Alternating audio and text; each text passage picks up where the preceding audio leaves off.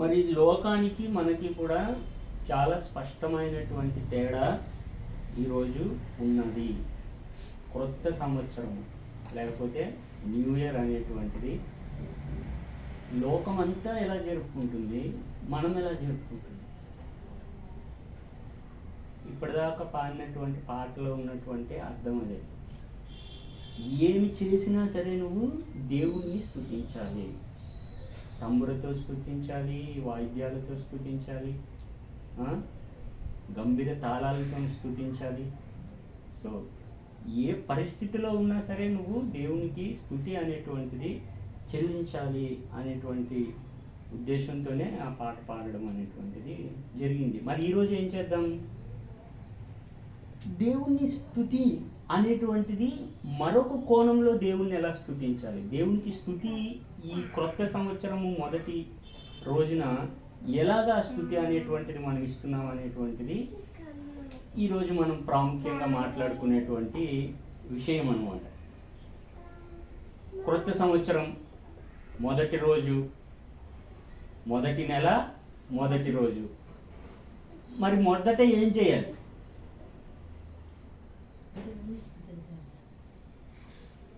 దేవుడు ఏ విషయాన్ని బయలుపరుస్తున్నాడు? మీరు ఇది సంవత్సరంలో మొదటిది, మొదటి నెల జనవరి, మొదటి తారీఖు 1వ తారీఖు. మరి మొట్టమొదట దేవుడు ఏం చేయమని చెప్పాడు? మత్తయి సువార్త 6వ అధ్యాయము 33వ వచనం. మత్తయి సువార్త 6వ అధ్యాయము 33వ వచనం. ఇవన్నీ మీకు కావాలని మీ పరలోకపు తండ్రి మీకు తెలియను.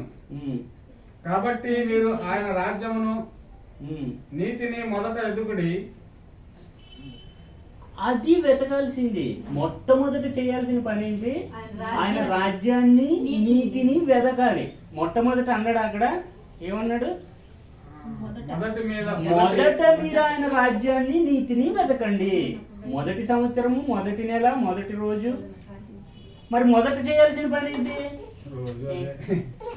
మొదట చేయాల్సినటువంటి పని ఆయన రాజ్యాన్ని నీతిని మొదట వెతకండి. మీకు ప్రతి నెల, ప్రతిరోజు, ప్రతిసారి కూడా నీ పని ఏమై ఉండాలని అంటే ఆయన రాజ్యాన్ని కొరకు, ఆయన నీతి కొరకు వాటిని వెంబడించడము, వాటిని వెతకడము అనేటువంటిది దేవుడు మనకి నియమిస్తూ దాన్ని మొదటి స్థానంలో పెట్టాడు అనమాట.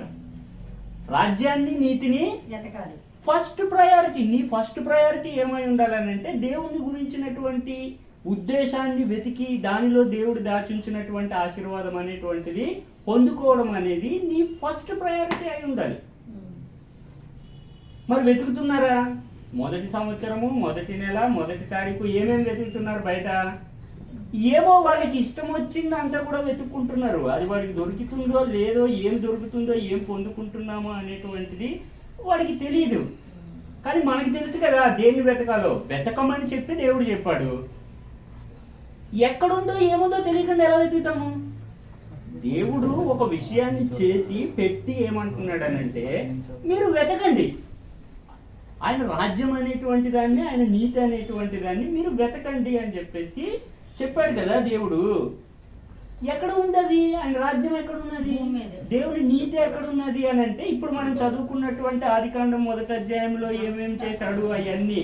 వెలుగును కమ్మని పలకగా వెలుగు కలిగెను, ఆకాశ పక్షులని చేసెను, సూర్య చంద్ర నక్షత్రములను చేసెను, నరుణ్ణి తన స్వరూపంలో తన యొక్క పోలిక చొప్పున దేవుడు సృజించెను. ఇదే దేవుని రాజ్యం అనేటువంటిది ఆయన ముందే ఆయన ప్రణాళిక అంతా కూడా సిద్ధం చేసి పెట్టి 6వ దినాన్న మనిషిని చేసి, నువ్వు ఈ విషయాలన్నింటిని గురించి పరిశీలించు ఆదాము, లేకపోతే ఈ విషయాలన్నింటిని గురించి నువ్వు వెతుకు. ఇందులో దేవుడు ఏమేం చేశాడో. వెలుగుని కమ్మని పలకగా వెలుగు కలిగింది అని అంటే ఊరికేనే ఆ వెలుగు కలిగింది కాదు. ఆ వెలుగులో దేవుని రాజ్యాన్ని గురించి, ఆయన ప్రణాళిక గురించి, ఆయన యొక్క నీతి అనేటువంటిది దేవుడు చేసినటువంటి ప్రతి పనిలో కూడా దేవుడు ఏర్పాటు చేశాడు. నువ్వేం చేయాలి?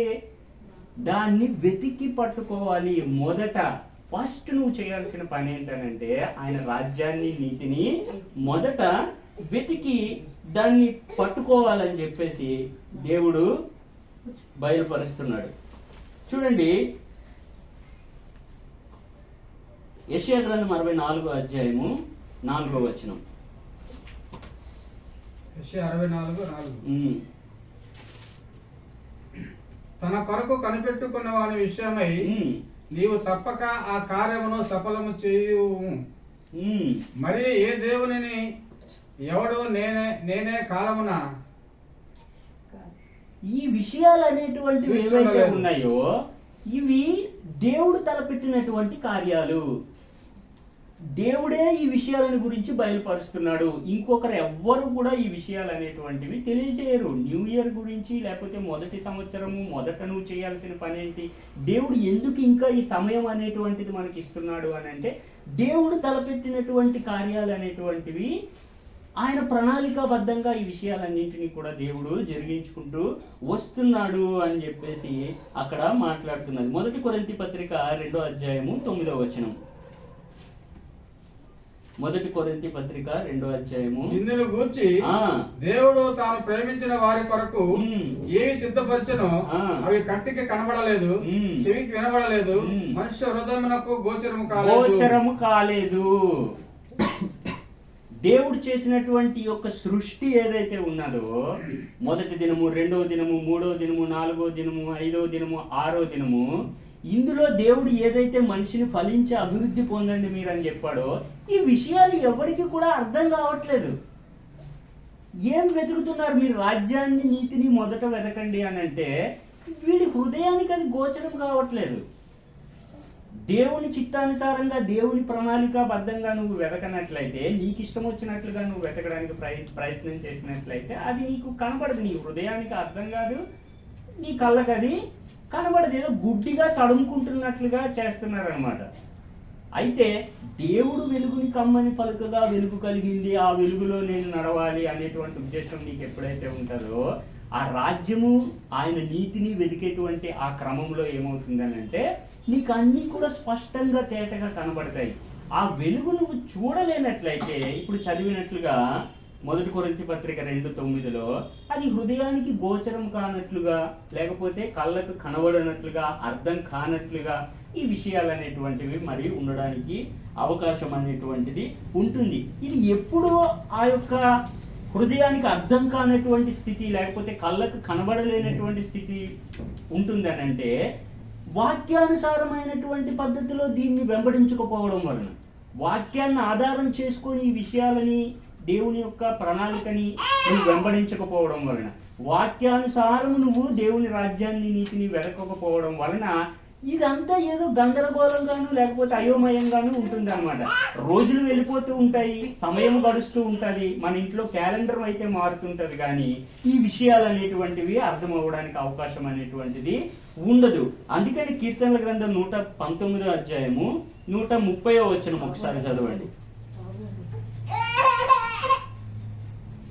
130.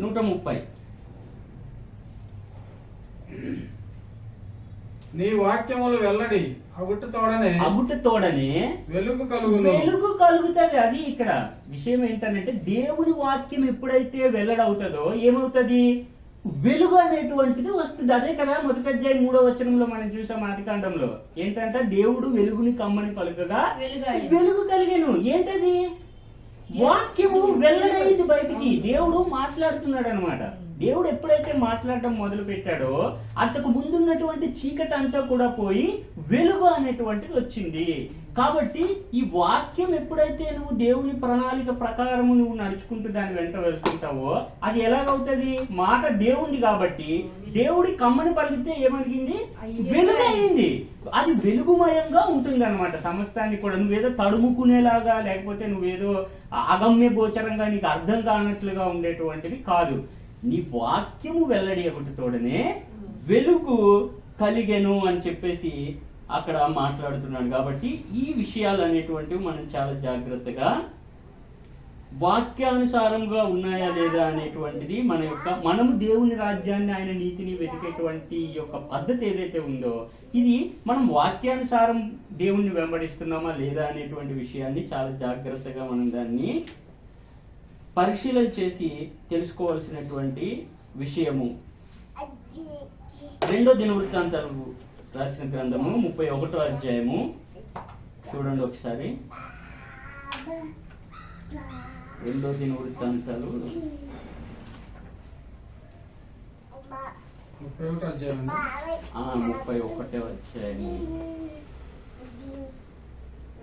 మొదటి 5 వచనాలు. ఇదంతయు సమస్తమైన తరువాత అక్కడ ఉన్న ఇశ్రాయేలు వారు అందరూ యూదా పట్టణాలకు పోయి యూదా దేశమంతటను బెన్యామీను ఎఫ్రాయిము మనష్య దేశములంతటను ఉన్న విగ్రహములను నిర్మూలన చేసి దేవతా స్తంభములను ముక్కలుగా నరికి ఉన్నత స్థలములను బలిపీఠములను పడగొట్టిరి. తరువాత ఇశ్రాయేలు వారు అందరూ తమ తమ పట్టణంలో ఉన్న తమ తమ స్వాస్యములకు తిరిగి వెళ్ళిరి. అది ఇక్కడ జరిగినటువంటి విషయం ఏంటనంటే, ఇది జరిగిన తర్వాత ఏదో జరిగింది అక్కడ చరిత్రలో ఇశ్రాయేలీల మధ్య అక్కడ ఏదో సంఘటన బేస్ చేసుకొని ఆ విషయాలు అనేటువంటివి అక్కడ రాయడం జరిగింది. జరిగినప్పుడు ఏమవుతుందనంటే,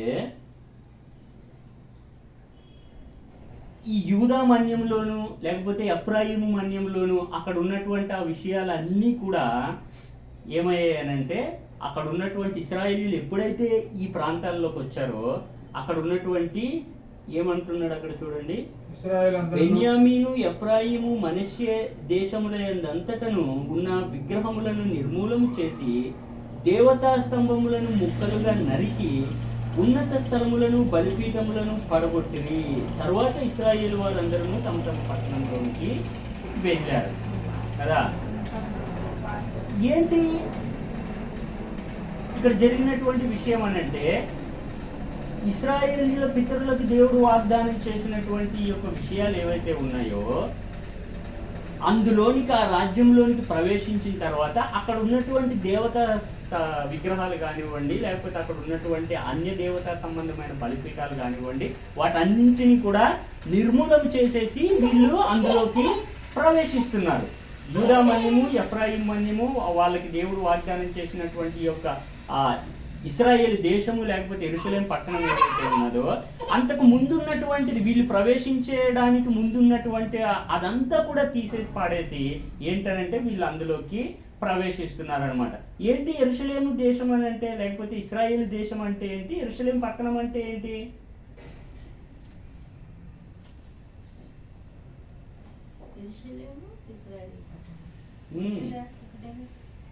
అదే దాని యొక్క అర్థం ఏంటి అని అంటున్నాను నేను. 2వ దినవృత్తాంతాలు 33వ అధ్యాయము 7వ వచనం. గోత్రస్థానములన్నింటిలో నేను కోరుకున్న యెరూషలేమునందు నా నామము నిత్యము ఉంచదను. నా నామము నిత్యము ఉంచదను. వీళ్ళు తీసేసినటువంటి దేవతా విగ్రహాలు కానీ దేవతా స్తంభాలు కానీ లేకపోతే అన్య దేవతల బలిపీఠాలు ఏవైతే ఉన్నాయో ఎక్కడి నుంచి తీసేశారు వీళ్ళు? దేవుడు తాను కోరుకొని తాను నివాసం ఉంటున్నటువంటి ప్రాంతం, తను నివాసం ఉండడానికి ఎన్నుకొని చేసుకున్నటువంటి ప్రాంతం అది. తన సొంత నివాసంగా ఇది నా నివాసము అని చెప్పి చేస్తున్నటువంటి స్థానం అది. అంతకు ముందు అంటే పాత విషయాలన్నింటినీ కూడా తీసివేసి వీళ్ళు క్రొత్త దానిగా చేసి అందులోకి ప్రవేశించాలి. అంతకు ముందు ఉన్నటువంటివన్నీ కూడా విగ్రహారాధన సంబంధమైనటువంటి విషయాలు, అన్య దేవత సంబంధమైనటువంటి విషయాలు అన్నింటినీ కూడా నువ్వు ముందు తీసేయాలి.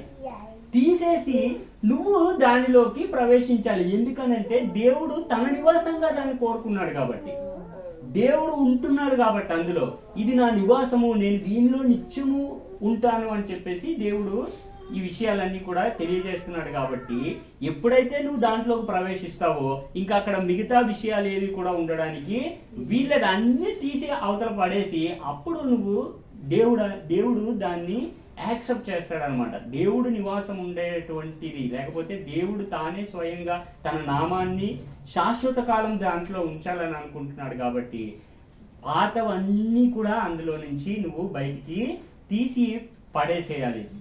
ఇది వాక్యానుసారంగా రాజ్యాన్ని నీతిని వెతకడం అని అంటే, వాక్యానుసారం దేవుని యొక్క ప్రణాళికని అర్థం చేసుకోవడం అంటే ఈ విధంగా ఉంటుందని. కీర్తనల గ్రంథం 68వ అధ్యాయము 16వ వచనంలో చూడండి ఒకసారి ఏమున్నదో. 68:16 కీర్తనల గ్రంథం. శిఖరములు గల పర్వతములారా, శిఖరములు గల పర్వతములారా, దేవుడు నివాసముగా కోరుకుని కొండలను ఆ మీరెలా ఓరలు చూస్తున్నారు. యెహోవా నిత్యము అందులోనే నివసించును. ఈ చుట్టూ ఉన్నటువంటి కొండలన్నీ కూడా ఏం చేస్తున్నాయనంటే ఈ యెరూషలేము పట్టణాన్ని లేకపోతే ఈ యొక్క సియోను పర్వతాన్ని ఓర చూపులు చూస్తున్నాయంట. మీరు ఎందుకు అలా చూస్తున్నారు? ఎందుకు అలాగ ప్రత్యేకంగా ఈ లేదో ఇక్కడ నలుగురు కూర్చొని ఎందుకు ప్రార్థన చేసుకుంటున్నారు? ఈ బయట జనాంగాలు అనేటువంటివి మనల్ని చూసేటువంటి దృష్టికోణం అనేటువంటిది వేరే. కానీ దేవుడు ఏం చెప్తున్నాడు అని అంటే, నువ్వు దేన్నైతే ఓర చూపు చూస్తూ దేన్నైతే ప్రశ్నిస్తూ నీకు ఏదైతే అర్థం కాకుండా ఉన్నదో అది దేవుడు తన నివాసంగా కోరుకుంటున్నటువంటిది. మళ్ళీ ఒకసారి చదవండి, అది 68వ అధ్యాయము. శిఖరములు గల పర్వతములారా, దేవుడు నివాసముగా కోరుచున్న ఈ కొండను మీరెలా వారు చూపులు చూస్తున్నారు. యెహోవా నిత్యము అందులోనే నివసిస్తాడు. ఇది ఇక్కడ ఉన్నటువంటి విషయం ఏంటంటే, నువ్వు శుభ్రం చేసి నువ్వు క్లీన్ చేసి పాతదంతా కూడా తీసి పడేస్తున్నటువంటి యొక్క యెరూషలేము పట్టణం ఇప్పుడు ఇశ్రాయేలీయులు బెన్యామీను మన్య ప్రాంతము, మనష్షే మన్య ప్రాంతము, యూదా మన్య ప్రాంతం అని ఏదైతే మాట్లాడాడో అక్కడ ఉన్నటువంటి దేవతా విగ్రహాలు, అక్కడ ఉన్నటువంటి బలిపీఠాలన్నీ తీసేసి అందులోకి మీరు ప్రవేశించండి అని చెప్పి ఏదైతే చెప్తున్నాడో ఇది ఏంటి అని అంటే, దేవుడు తాను నివాసంగా చేసుకున్నటువంటి ప్రాంతం. నిత్యము అందులోనే నివసిస్తాడంట. చూడండి, అదేనా ఉన్నది అక్కడ, యెహోవా నిత్యము అందులోనే నివసిస్తాడు. ఇది నా నామాన్ని నేను పెట్టినటువంటి స్థలము. అయితే ఏంటి, దేవుడు కొండ మీద ఉంటాడా? అంతటా అన్ని చోట్ల. దేవుడు ఇశ్రాయేల్ దేశంలో ఉంటాడా? లేకపోతే దేవుడు ఏమైనా సియోను పట్టణంలో ఉంటాడా? ఇదే నీ వాక్యము వెల్లడి అవుట తోడనే వెలుగు కలిగింది అని అంటే ఇదే. ఇది లేకపోతే ఏమవుతుంది అని అంటే, యెరూషలేము ఎటుంటే అటు తిరిగి దండం పెట్టేటువంటి ఆ పద్ధతిలోకి మనిషి వెళ్ళిపోతాడు అనమాట. ఇది లేకపోతే ఇంకా రకరకాలైనటువంటి విషయాలన్నీ కూడా ఇందులోకి చొప్పించబడతాయి. కానీ ఏంటి దేవుని ప్రణాళిక? ఈ వెలుగులో దేవుణ్ణి వెంబడించడం ఎలాగా, ఈ వెలుగును ఆధారం చేసుకొని నడవడం అనేటువంటిది ఎలాగా అని పోయిన ఆదివారం మనం మాట్లాడుకున్నాం కదా. ఈ దీపస్తంభం యొక్క వెలుగులోని నువ్వు నడిచినట్లయితేనే నీకు వెలుగు వస్తుంది, జాగ్రత్తగా దెబ్బలు తగలకుండా ఉంటది. జాగ్రత్తగా దేవుడు ఏ మాట చెప్పాడో ఆ మాట ప్రకారమే నువ్వు ఉన్నట్లయితే ఆ దీపస్తంభం యొక్క వెలుగులో నడిస్తే నీకు ఆ విషయాలన్నీ కూడా స్పష్టంగా ఉంటాయి. అది కాకుండా నేను ఏదో డే లైట్ పెట్రోమాక్స్ లైట్ పెట్టుకుంటానంటే అది దేవుని వాక్యానికి విరుద్ధం. దేవుడు నీకు క్యాండిల్ ఇచ్చాడా, దీపం ఇచ్చాడా, దీపమే పట్టుకో. నీ తెలివి ఉపయోగించి ఇంకేమైనా నువ్వు చేయాలనుకుంటే అది ప్రణాళికాబద్ధ. నీకైతే బాగుండొచ్చు, అబ్బా ఆ దీపం కన్నా ఈ లైట్ చాలా బ్రైట్ గా ఉందని నువ్వు అనుకోవచ్చు. కానీ అది వెలుగుని కమ్మని పలుకగా వెలుగు కలిగెను అనేటువంటి మాటకి సరిపోలదు. దేవుడు ఏదైతే వెలుగు అన్నాడో అదే వెలుగు అవుతుంది. కానీ నీకు ఇష్టం వచ్చిన లైట్ పెట్టుకొని దాన్ని వెలుగనంటే అది వెలుగనే ఎంత మాత్రం కూడా అనబడదు అని చెప్పేసి మాట్లాడుతున్నాడు అనమాట. చూడండి, హెబ్రీ పత్రిక 3వ అధ్యాయము ఇంకొక వచనం చూడండి. యోవేలు, దానికి ముందుగా యోవేలు 3వ అధ్యాయము 21వ వచనం. అయితే యూదా దేశములో నివాసులు నిత్యముందురు, తరతరములకు యెరూషలేము నివాసముగా నుండును. యెహోవా సియోనులో నివాసిగా వసించును. యెహోవా సియోనులో నివాసిగా, ఆయన నామం దానికి ఉంటుంది. ఆయనే స్వయంగా నివాసిగా ఆ స్థలం అనేటువంటి దాంట్లో ఉంటుంది. అంటే దాని అర్థం ఏంటి? దాన్ని వివరించాలి కదా. ఏంటి కొండ మీద ఉంటానంటున్నాడు, ఏంటి యెరూషలేము పట్టణంలో ఉంటానంటున్నాడు, సియోను కొండ మీద ఉంటానంటున్నాడు, ఇశ్రాయేల్ దేశంలో ఉంటున్నాను అంటున్నాడు. ఇది ఇప్పుడు వెలుగు అనేటువంటిది, దీపం అనేటువంటిది మనకున్నది వాక్యమే కదా దీపము. ఆ వెలుగులో ఏంటి కొండ, ఏంటి పట్టణము, ఏంటి దేశము అని చెప్పి జాగ్రత్తగా వెతకాలన్నమాట. వెతికినప్పుడు ఏమవుతుంది అని అంటే ఆ వెలుగు అనేటువంటిది మన కళ్ళకి స్పష్టంగా కనబడేటువంటి అవకాశం అనేటువంటిది ఉంటుంది. 3వ అధ్యాయం హెబ్రీ పత్రిక 6వ వచనం. అయితే క్రీస్తు కుమారుడయుండి ఆయన ఇంటి మీద నమ్మకముగా ఉన్నాడు. ధైర్యమును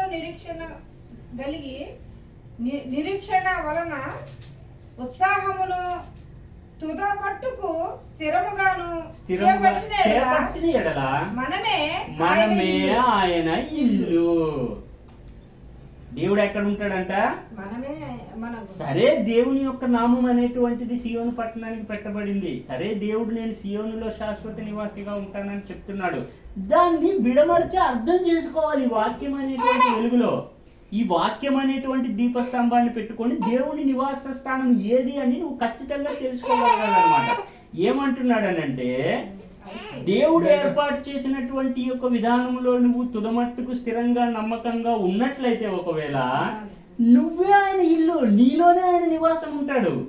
కాబట్టి ఇప్పుడు మనం దినవృత్తాంతాల్లో చదివినట్లుగా ఇది నా నివాసము, ఆ దేవుడు ఉండేటువంటి స్థలము. కాబట్టి మరి చెత్త చెదారము విగ్రహాలు పాతి అన్ని ఎక్కడి నుంచి తీసేయాలి? మరి ఇప్పుడు మనలో నుంచి తీసేయాలి, దేశంలో నుంచి కాదు. దేశం సంగతి దేవుడు చూసుకుంటాడు. దేశంలో ఉన్నటువంటి విషయాలు అనేటువంటివి, ఇశ్రాయేలీయులను దేవుడు నడిపించినటువంటి విధానం అనేటువంటిది, ధర్మశాస్త్రం అనేటువంటిది, రాబోయేటువంటి మేలుల విషయం అయినటువంటి ఛాయ, నిజస్వరూపము క్రీస్తులో ఉన్నది. మోషే ద్వారా ఏర్పాటు చేసినటువంటి గుడారంలో దేవుడు లేడు కానీ, లేకపోతే సొలొమోను కట్టించినటువంటి ఆ యొక్క మందిరంలో సొలొమోనుతో అంటాడు కదా, దావీదుతో అంటాడు కదా, నేను ఉండాలని చెప్పేసి మందిరం కావాలని నిన్ను అడిగానా, లేకపోతే నువ్వు కట్టించిన దాంట్లో నేను ఉంటానా? కానీ యేసుక్రీస్తు వచ్చి ఆ విషయాలన్నిటినీ కూడా, ఆ వాక్యం అనేటువంటి వెలుగు ఎలా ఉంటుందని మొత్తం ధర్మశాస్త్రం అంతా కూడా విడమర్చి చెప్పాడు అనమాట. నేను లోకానికి వెలుగై ఉన్నాను. ఆ దీపస్తంభానికి మొక్కుతున్నారు వాళ్ళు. అది ఇక్కడ వచ్చిన సమస్య. ఈ రోజు లోకం అంతా ఏం చేస్తుందనంటే ఆ దీపస్తంభానికి మొక్కుతున్నది. అది కాదు, నేను లోకానికి వెలుగుని, నాలో చూడండి దేవుని యొక్క ప్రణాళికని, నాలో చూడండి తండ్రిని అని చెప్పేసి చెప్తున్నాడు అనమాట. కాబట్టి ఈ విషయాలు అనేటువంటివి చాలా జాగ్రత్తగా మనము అర్థం చేసుకోవాలి. 1 కొరింథీ పత్రిక 5వ అధ్యాయము 7వ వచనం.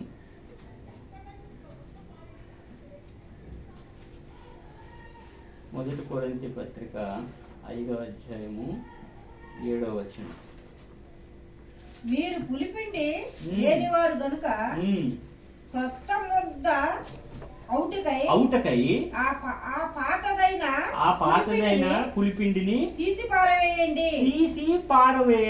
ఎందుకనంటే, ఎందుకు తీసేయాలి అని అంటే, నీ యొక్క దేహం అనేటువంటిది, నీ యొక్క హృదయం అనేటువంటిది, దేవుడు ఏం చెప్తున్నాడు అని అంటే, నేను దాంట్లో నివాసం ఉంటాను. ఇక పాత అన్ని మీరు పెట్టుకొని ఉంటే నేను ఎక్కడ ఉంటాను? అందుకని ఇశ్రాయేలీయులకి ఏం చెప్పాడనంటే, మీరు దాంట్లో ప్రవేశించగానే అక్కడ ఉన్నటువంటి వీళ్ళకి ఖాళీ దేశంలోకి ఏమీ వెళ్ళలేదు ఇశ్రాయేలీయులు. ఏదో ఓపెన్ గ్రౌండ్లోకి ఏమి దేవుడు తీసుకురాలేదు. వాళ్ళు రావడానికన్నా వీళ్ళు వెళ్ళిపోయిన తర్వాత 430 సంవత్సరాలు అయిపోయింది వీళ్ళు ఐగుప్తుకి వెళ్ళిపోయి. అక్కడ వీళ్ళు వెళ్ళిపోయిన తర్వాత అక్కడ ఎన్నో రకాలైనటువంటి జనాంగాలు ఉన్నాయి. ఇప్పటికే కదా, ఇప్పుడు యుద్ధం ఎందుకు జరుగుతుందంటే అదే జరుగుతుంది. వాళ్ళందరూ వచ్చి ఎక్కడెక్కడోడో వచ్చి అదంతా కూడా ఆక్యుపై చేసుకొని అది మాదే అన్నారు. వీళ్ళు వెళ్ళిపోయి ఎప్పుడో 400 సంవత్సరాల తర్వాత వచ్చేసి ఇది మాదే అంటే ఒప్పుకుంటారు వాళ్ళు. ఇప్పుడు లాక్కోలేక పీక్కోలేక వీడు గనపెట్టి పేలుస్తున్నాడు, వాడు గనపెట్టి పేలుతున్నాడు. పెద్ద యుద్ధం అనేటువంటిది అక్కడ జరుగుతున్నది. కానీ దేవుడు ఏమంటున్నాడు అనంటే, నీలో నేను నివాసం ఉంటాను, నువ్వే ఆయన ఇల్లు. ఆ విషయం నువ్వు ఎప్పుడైతే గ్రహిస్తావో, ఈ దేవుడు అనేటువంటి వాడిని ఎప్పుడైతే నువ్వు ఒక క్రమ పద్ధతి ప్రకారం ఆయన సృజించినటువంటి వెలుగులో వెతికి పట్టుకుంటావో, అడుగు, నీకు జనాలందరినీ స్వాస్యంగా ఇచ్చేస్తాను, భూమిని దిగంతాల వరకు ఇచ్చేస్తాను. నువ్వేం గన్ను పెట్టుకొని కత్తి పట్టుకొని ఫైటింగ్ చేసి నీ భూమిని నువ్వు స్వాధీనపరచుకోవాల్సిన అవసరం లేదు. ఉన్నదా కీర్తన గ్రంథంలో? 1వ అధ్యాయంలోనే ఉంటుంది.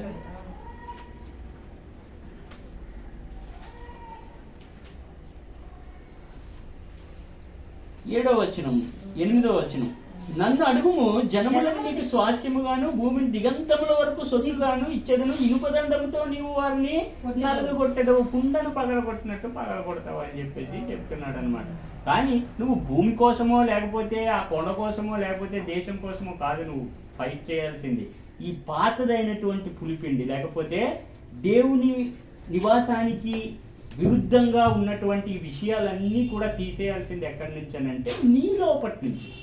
నీ లోపటి నుంచి పాతదంతా కూడా తీసివేస్తే ఈ ప్రాచీన స్వభావం అంతటిని కూడా నువ్వు తీసివేసేటువంటి దేవుని ప్రణాళికను నువ్వు ఎరిగి ఉన్నట్లయితే అందులో దేవుని యొక్క నివాసం అనేటువంటిది ఏర్పాటు చేసుకొని దేవుడు నీతో పాటు నువ్వు దేవునితో పాటు ఆ యొక్క సహవాసంలోనికి వెళ్ళడానికి అవకాశం అనేటువంటిది దేవుడు ఏర్పాటు చేసి నిన్ను శుద్ధీకరించేలాగా చేస్తాడనమాట దేవుడు. ఏంటనంటే 22వ అధ్యాయము లేవికాండము 9వ వచనం. లేవికాండం 22:9. ఇక్కడ ఏముంటుందనంటే, కాబట్టి నేను విధించిన విధిని అపవిత్రపరచి దాని పాపభారమును మోసుకొని దాని వలన చావకుండునట్లు ఈ విధిని ఆచరింపవలెను. నేను వారిని పరిశుద్ధపరచు యెహోవాను. ఈ ప్రణాళిక అంతా కూడా ఈ వెలుగు దేవుడు ఏదైతే సృజించాడో, ఏ క్రమం ప్రకారం అయితే ఈ విషయాలన్నీ కూడా దేవుడు చేసుకుంటూ వచ్చాడో, వీటి ఎడల అవగాహన కలిగి దేవునికి నువ్వు సాగిలపడినట్లయితే అప్పుడు ఏమవుతా అంటే దేవుని దగ్గర వినయం నువ్వు చూపించినట్లయితే నిన్ను పరిశుద్ధపరిచేటువంటిది దేవుడే. ఆ విగ్రహ సంబంధమైనటువంటిది, ఈ ప్రాచీన శరీర సంబంధమైనటువంటి ఆదాము నుంచి వచ్చినటువంటి యొక్క మరణం అనేటువంటి దాని నుంచి ఎవడు రక్షిస్తాడు? దేవుడే. నిన్ను పరిశుద్ధపరిచేటువంటి యెహోవాను నేనని చెప్పేసి అంటున్నాడు అనమాట. మరి నువ్వేం చేయాలని అంటే వెతకడం మటుకే. ఆయన రాజ్యాన్ని, నీతిని మొదట వెతకాలి. అది ఈరోజు మనం ఈ విషయం మాట్లాడుకోవడానికి ప్రత్యేకమైనటువంటి ప్రాధాన్యత ఏంటంటే, what is your first priority? మొదట ప్రాధాన్యత అనేటువంటిది నువ్వు దేనికి ఇస్తున్నావు అనేటువంటిది. కాబట్టి ఈ విధమైనటువంటి ఆలోచన ధోరణితో, ఈ రకమైనటువంటి దేవుడు వెలుగుని ఎందుకు చేశాడు, చీకటిని వెలుగుని ఎందుకు వేరుపరిచాడు, దేవుని యొక్క ప్రణాళిక అనేటువంటిది ఏ విధంగా ఆయన చేసుకుంటూ వస్తున్నాడు, ఈ కాలము సమయము అనేటువంటిది ఎందుకు దేవుడు ఈ విధంగా పెట్టాడు అనేటువంటిది మనం ఆలోచన చేసినట్లయితే ఈ విషయాలన్నీ కూడా మనకి అర్థమవడానికి అవకాశం అనేటువంటిది ఉంటుంది. చూడండి, యెహెజ్కేలు అనుకుంటాను 36వ అధ్యాయము 25వ వచనం. యెహెజ్కేలు 36:25.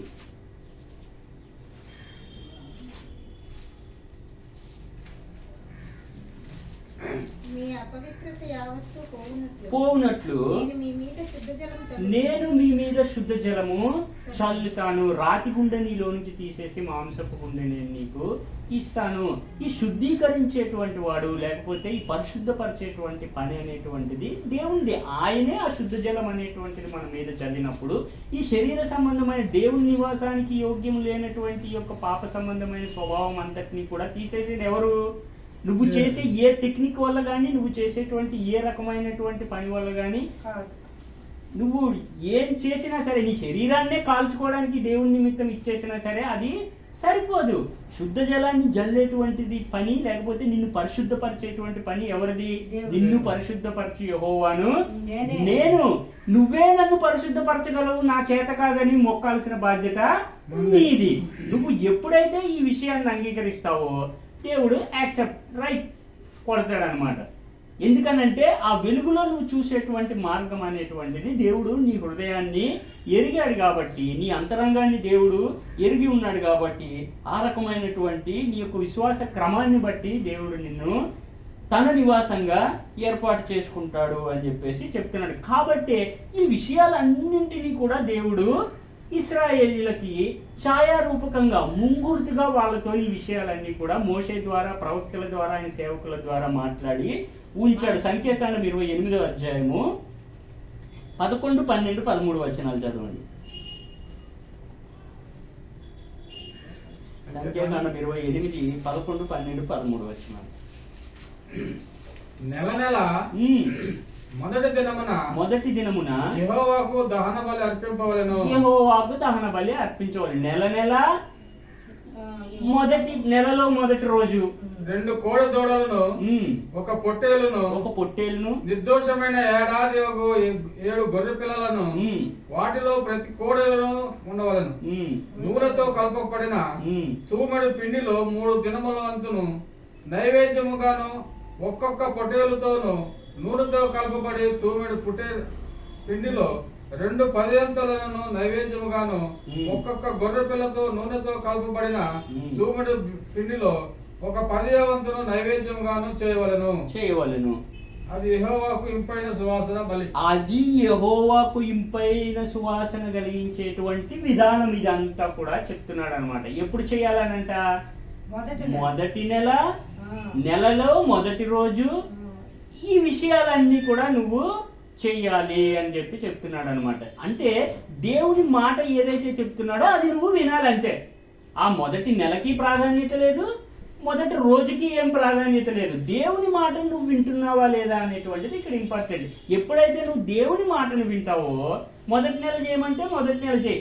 రోజు, సంవత్సరము, వారము, టైము కాదు ఇక్కడ ఇంపార్టెంట్. దేవుడి మాటను నువ్వు వింటున్నావా లేదా, అది అప్పుడే దేవుడు వెలుగు కమ్మని పలుగా ఏం వెలుగయిందో నీకు అర్థమవుతుంది.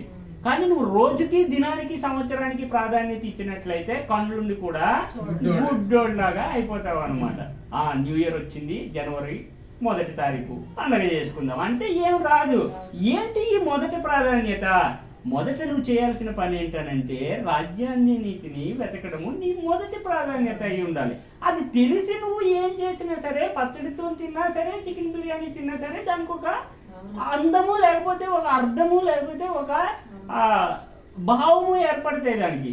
ఇది లేకుండా చేసినట్లయితే నువ్వు ఎంత ఘనంగా న్యూ ఇయర్ అని చెప్పి డ్యాన్స్ చేసినా సరే, ఆ మొదటి రోజు మొదటి ప్రాధాన్యత దేవుడు ఇచ్చినటువంటి వెలుగు లేకుండా ప్రవర్తించినట్లయితే అది వెలుగు అనబడదు. నువ్వైతే వెలుగులో ఉంటావే కానీ దేవుడు ఏమంటున్నాడు అని అంటే నువ్వు చీకట్లో ఉన్నావు అని చెప్పేసి మాట్లాడుతున్నాడు. కాబట్టి ఈ క్రొత్తది, పాతది పోయి క్రొత్తది వచ్చేటువంటి ఈ విషయాలు అనేటువంటివి ఈ రకంగా ఇశ్రాయేలు ప్రజలకు చెప్పాడు. దాన్ని యేసుక్రీస్తు వచ్చేసి నిజ స్వరూపంలోకి ఆ మాటల్లో ఉన్నటువంటి అర్థాన్ని, తాత్పర్యాన్ని అంతా కూడా వివరిస్తున్నాడు. ఎవరికి వివరించాడు? నికోదేము అనేటువంటి వాడికి వివరించాడు. 3వ అధ్యాయం 3-4 వచనాలు. యోహాను సువార్త 3వ అధ్యాయము 3-4 వచనాలు. అందుకు యేసు అతనితో ఒకడు కొత్తగా జన్మిస్తే గాని అతడు దేవుని రాజ్యమును చూడలేడని నీతో నిశ్చయముగా చెప్పుతున్నాను అని చెప్పేసి చెప్పాడు అనమాట. కొత్తగా జన్మించాలి దేవుని రాజ్యంలోకి వెళ్ళాలని అంటే. దాన్ని యోబు ఏమంటాడనంటే చూడండి, మొదటి అధ్యాయంలోనే, మొదటి అధ్యాయమా 2వ అధ్యాయమా, యోబు గ్రంథం, ఎస్తేరు, యోబు 1వ అధ్యాయం 21వ వచనంలో ఏం చెప్తున్నాడని అంటే, యోబు నేను నా తల్లి గర్భములో నుండి దిగంబరినై వచ్చి తిని దిగంబరిగానే ఎక్కడికి కాదు అక్కడికి తిరిగి వెళ్ళేదను అని చెప్పేసి చెప్తున్నాడు అనమాట. ఇందులో చాలా అర్థం అనేటువంటిది ఉంది. ఇదే వెలుగులో వెతకాలన్నమాట. వెలుగులో వెతకడం అంటే ఇదే. ఇక్కడ యోబు ఏం చెప్తున్నాడు అని అంటే, నేను నా తల్లి గర్భంలో నుండి దిగంబరిగా వచ్చాను, దిగంబరిగా మళ్ళీ అక్కడికే వెళ్ళాలంటున్నాడు.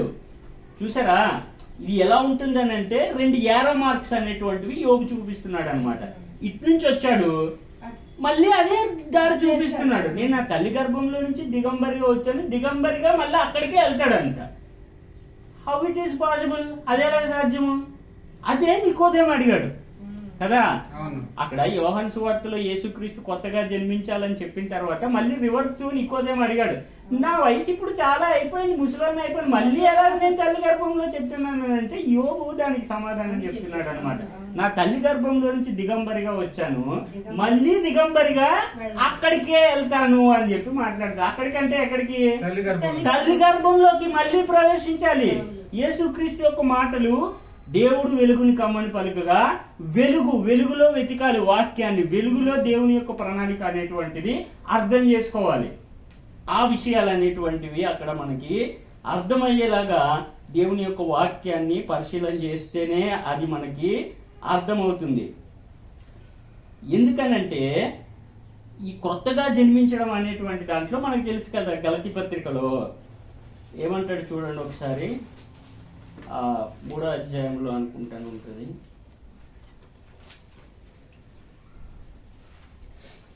అబ్రహాం కుమారులే 7వ వచనం, 3వ అధ్యాయం 7వ వచనం. కాబట్టి విశ్వాస సంబంధులే అబ్రహాము కుమారులని మీరు తెలుసుకొనుడి. వాగ్దానం అనేటువంటిది ఆయనకి చెందింది కాబట్టి ఆ ఆస్తిలో లేకపోతే ఆ ధనంలో నీకు వాటా కావాలని అంటే నువ్వు వాడి కుమారుడు అయి ఉండాలి.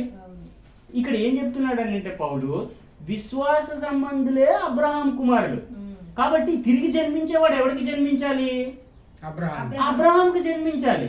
అబ్రహాంకి జన్మించాలంటే ఎవరికి జన్మించాలి? శారా కదా కనాల్సింది. కనాల్సింది శారా కదా. శారా కనాలి. శారా కంటేనే అబ్రహాం కుమారుడు అనబడతాడు. కానీ ఇది శరీర సంబంధంగా కాకుండా విశ్వాస సంబంధంగా జరగాలి. స్త్రీ అంటే ఏంటి? భార్య అంటే ఏంటి? శరీరం కదా. ఆదాము యొక్క పక్కటెముకలో నుంచి అంటే శరీరంలో నుంచి కదా వేరుపరచబడింది. కాబట్టి ఇక్కడ ఏమవుతుంది అనంటే ఈ యొక్క తిరిగి జన్మించేటువంటి క్రమం అనేటువంటిది మారుతుంది అనమాట. మొట్టమొదట వచ్చినటువంటిది శరీరంలో నుంచి వచ్చింది. తిరిగి జన్మించేటప్పుడు శరీరంలో నుంచి రాకూడదు. ఇస్సాకు ఎలా పుట్టాడనంటే ఆదాము యొక్క అబ్రహాం యొక్క రక్తాన్ని శారా యొక్క రక్తాన్ని పంచుకొని పుట్టాడు. అది రక్తం వలన జరిగింది ఆ పుట్టుక అనేటువంటిది.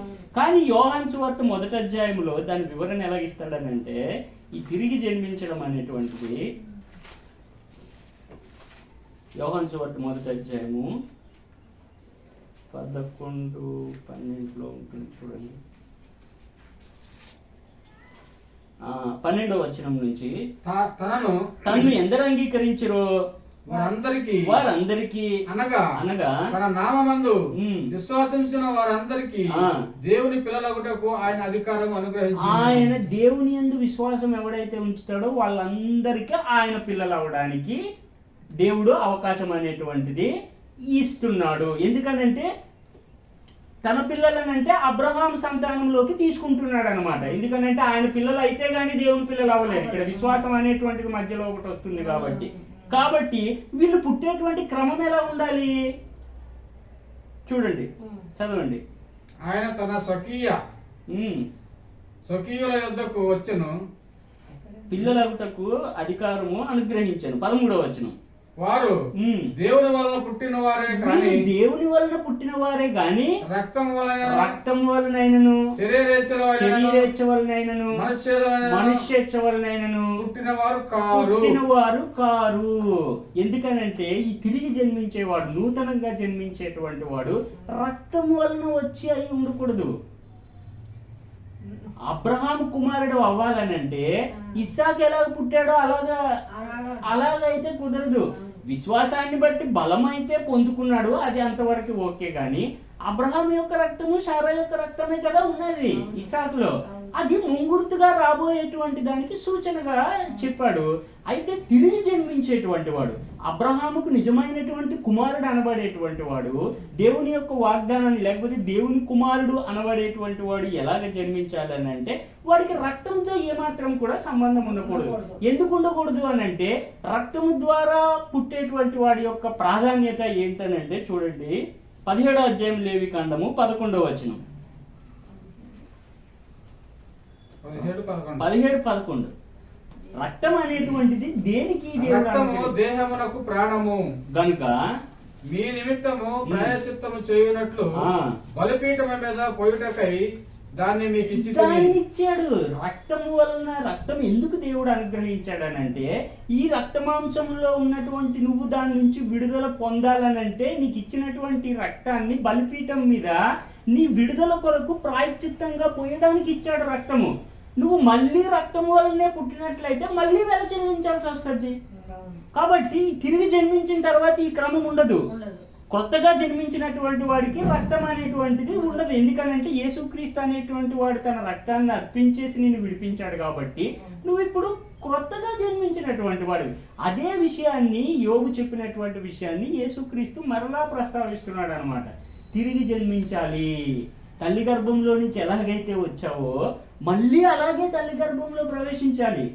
ఏది ఆ తల్లి గర్భం నువ్వు కొత్తగా జన్మించేది అనేటువంటిది వాక్యము ద్వారా స్పష్టంగా నువ్వు దాన్ని తెలుసుకొని ఉండాలి. ఏంటి ఆ తల్లి గర్భం అని అంటే యోహాను సువార్త 15వ అధ్యాయము 5వ వచనం. 5వ అధ్యాయము 15వ వచనం. అక్కడ ఏమంటాడనంటే నేను ద్రాక్షవల్లిని. వాడు వెళ్ళి ఉమ్, నన్ను స్వస్థపరిచిన వాడు ఉమ్. యేసు అని ఆ యూదులకు తెలియజెప్పాను. యోహాను 15:5 అదేనా? 15:5. ఈ కార్యములను ఉమ్, 15:5. 15:5. ఆహా.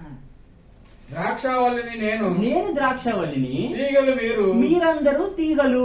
ఎవరు నా యందు నిలిచి ఉండునో ఆ, నేను వాని యందు నిలిచి ఉండును. వాని అందు నిలిచి ఉంటాను. అంటే ఏంటి? ఒక సంబంధం అనేటువంటి చెప్తుంది. ఈయనేమో ద్రాక్షవల్లి, దానికి అతుకోబడి ఉన్నటువంటి మనందరం కూడా తీగలము. తీగలము అని చెప్పి చెప్తున్నాడు అనమాట. కొలస్సీ పత్రిక 1వ అధ్యాయము 18వ వచనం. 5:15. 1:18. ఉమ్. సంగమను శరీరమునకు సంగమాన శరీరానికి ఆయనే శిరస్సు. ఆయనే శిరస్సు. చూసారా? శిరస్సేమో యేసుక్రీస్తు, సంఘం ఏంటి? శరీరం. శరీరం అన్నమాట.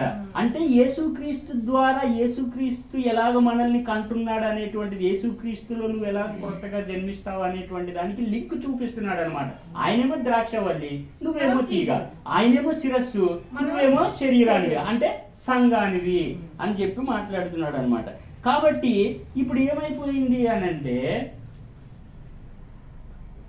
శిరస్సు పురుషుడైనప్పుడు శరీరం ఏమైంది? స్త్రీ అవుతుంది. కాబట్టి కనేటువంటిది ఎవరు అనుకున్నాం మనం? అబ్రహాం కుమారుడు అంటే ఎవరు కనాలి? శారా కంటే కానీ అబ్రహాం కుమారుడు అనబడ్డాడు కదా. కాబట్టి ఇప్పుడు ఈ శరీరం అనేటువంటి స్త్రీ ఏదైతే ఉన్నదో, అంటే సంఘం ఏదైతే ఉన్నదో, సంఘము ద్వారా యేసుక్రీస్తులో నువ్వు కొత్తగా పుడుతున్నావు అనేటువంటి అర్థం అనేటువంటిది వస్తుంది అనమాట. పురుషుడు శిరస్సు, స్త్రీ శరీరం అని ఊరికే అనలేదు. ఎందుకంటే పిల్లల్ని కనాల్సింది స్త్రీయే. కొత్తగా జన్మించవలసినటువంటి వాళ్ళందరూ కూడా రావాల్సింది సంఘంలో నుంచే.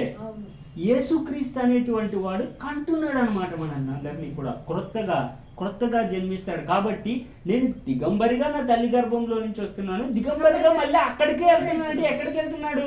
యేసుక్రీస్తు యొక్క శరీరం ద్వారా, యేసుక్రీస్తు యొక్క గర్భంలో నుంచి మనల్ని దేవుడు క్రొత్తగా జన్మింపజేస్తున్నాడు అని చెప్పి మాట్లాడుతున్నాడు అనమాట. హబక్కూకు 3వ అధ్యాయము 2వ వచనం. 3వ అధ్యాయము 2వ వచనం.